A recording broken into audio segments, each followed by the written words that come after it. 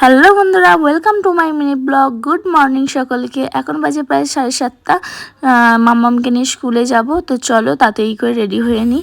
এখন মাম্মামের দুধ গুলছি আর ওকে ঝিনুক বাটিতে করেই সকালের দিকে দুধটা খাইয়ে দিই, কারণ স্কুলে যাওয়ার সময় অনেক দেরি করে ফেলে গ্লাসে করে খেলে, তাই জন্য ঝিনুকে করেই খাইয়ে দিই। আর এখন আমি রেডি হয়ে নিয়েছি, চলো এবার মাম্মামকে রেডি করে নিই। ওকে ঘুম থেকে তুলে মুখ ফুক ধুইয়ে দিয়েছি, ড্রেসও পরানো হয়ে গেছে, এবার চুল বেঁধে দিচ্ছি। আর ও একদম চুল বাঁধতে চায় না, আর স্কুলের ম্যাম বলে রোজ চুল বেঁধে আসতে, কারণ ওর চুলগুলো চোখে পড়ে, কিছু দেখতে পায় না ভালো করে, লিখতে অসুবিধা হয়।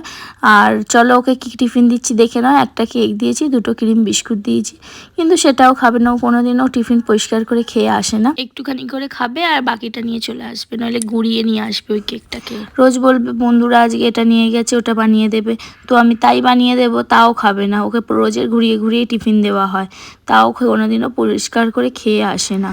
আজ থেকে ওর ফাইনাল এক্সাম স্টার্ট হয়ে গেল, তাই জন্য পেন্সিল বক্সে ভালো করে দেখে নিলাম যে ইরেজার পেন্সিল সব রয়েছে কিনা, ঠিকঠাকভাবে দিয়ে দিয়েছি।